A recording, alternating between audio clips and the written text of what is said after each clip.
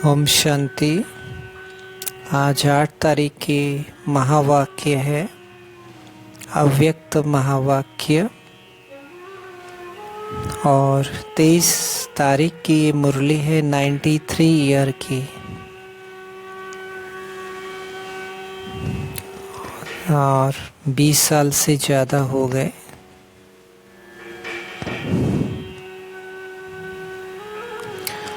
और बाबा ने उन बच्चों के लिए कही जो अभी आएंगे, जो फ्रेश अभी बच्चे आए हैं, इसलिए आज 20-22 साल की पुरानी मुरली आज चल रही है।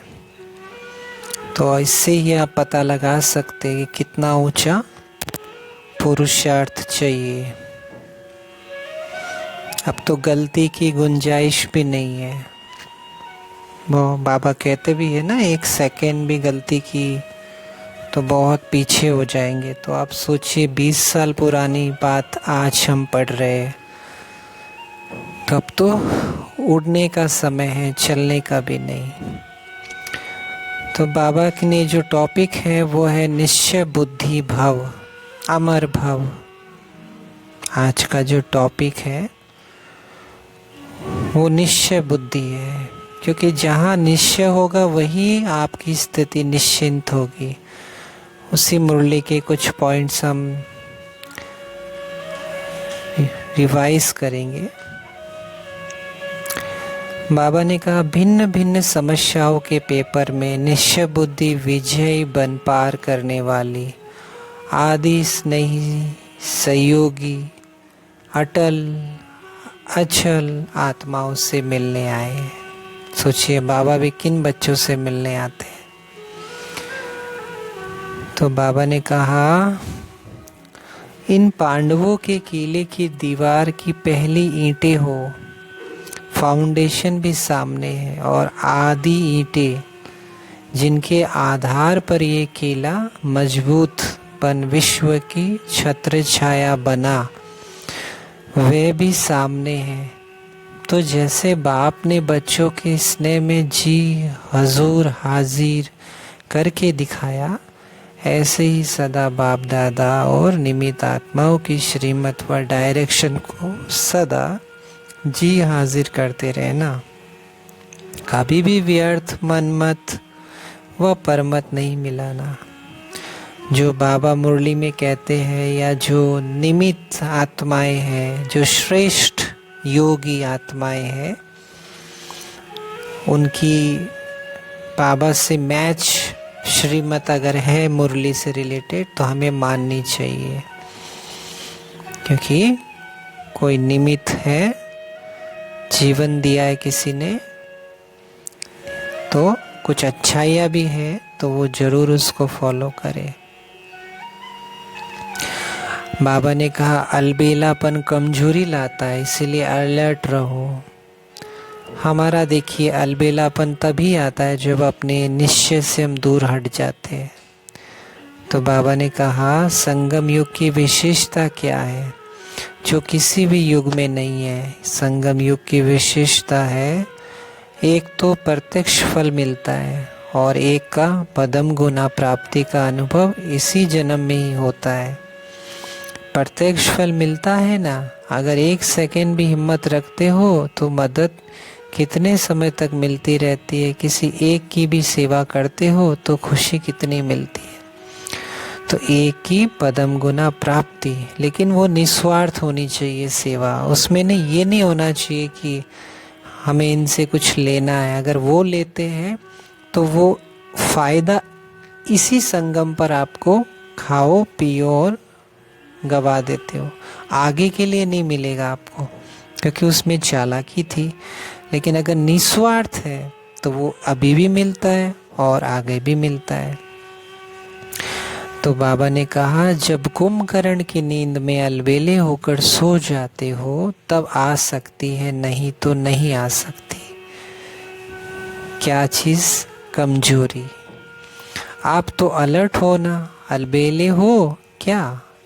सदा अलर्ट है। संगम युग पे बाप मिला, सब कुछ मिला।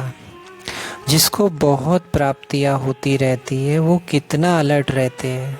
देखिए, बाबा ने हमें बिजनेसमैन से कंपेयर किया है कि जो बिजनेस में प्राप्ति होती रहती है तो अलबेला होगा या अलर्ट होगा। तो बाबा ने कहा ऐसे हमें खबरदार होशियार रहना चाहिए, हमें अलबेलापन नहीं आना चाहिए। फिर बाबा ने कहा अपनी सर्व जिम्मेवारी बाप को देकर बेफिक्र बादशाह बनो। अब परेशानी क्या देनी है, जैसे आपको चाहिए 1 लाख रुपए इंतजाम चाहिए, तो वो बाबा को हम कैसे दें? वो तो हम अपना काम करा रहे हैं कि 1 लाख रुपया चाहिए या हमारा बेटा पास हो जाए, अपने फ़ायदे का सौदा कर रहे हैं, तो उसमें बाबा हेल्प नहीं करता है। करता उन्हीं बच्चों को है जिनका योग अच्छा होता है, अमृत वेला अच्छा होता है और व्यर्थ से जो मुक्त होते हैं। तो कई बच्चों के क्वेश्चंस होते हैं, बाबा मदद नहीं करता है, क्योंकि हम बाबा को अपने फ़ायदे में यूज़ करते हैं। गृहस्थियों में भी हम अपने काम के लिए, लेकिन यहाँ जो जिम्मेवारी है वो है बातों से बाबा को बातें करें। बाबा ये मैं इसका सामना कर रही हूँ, ये परेशानी है, लेकिन आप क्या ज्ञान मिला इसलिए खुशी से कर रही हूँ। ऐसे बोल के मन हल्का हो जाए। हम क्या करते, 10 लोगों को बताते हैं तो बाबा को नहीं बताते, तो इसलिए ऐसे हमें हल्के होना है। और बाबा ने कहा बाप और आप ऐसे कंबाइंड रहो जो कभी कोई अलग ना कर सके। अलग तभी होते, देखिए बाहर घूमने गए, एक्चुअली सब कुछ मन बुद्धि का है, सब कुछ मन बुद्धि का है।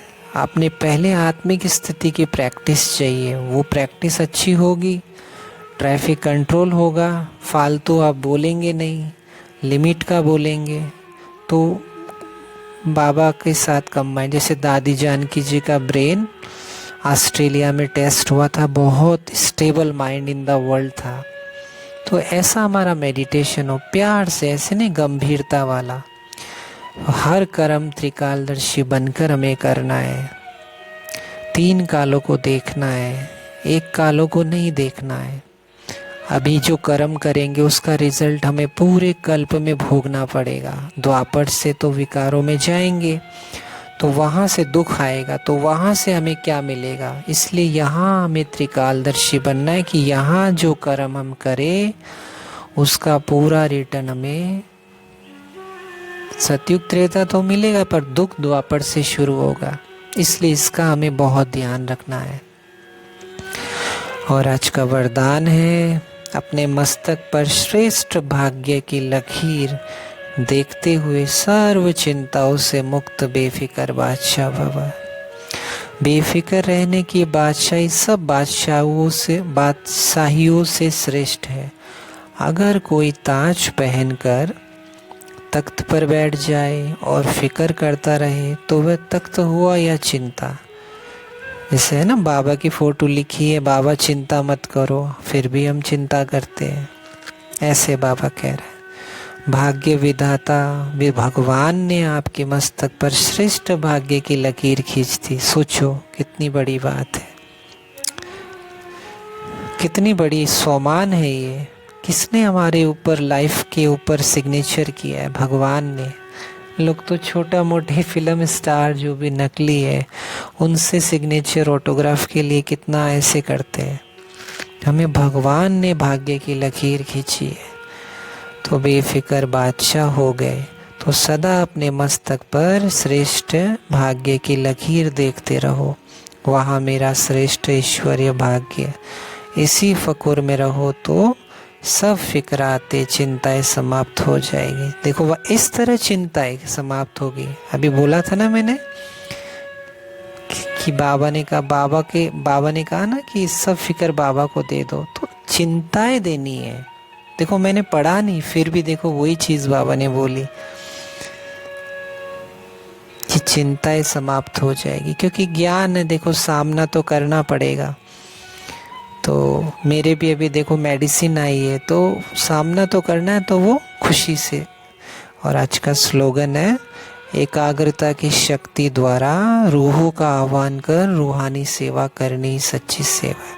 अपने को आत्मा समझ के विजुअलाइज करें ओम शांति।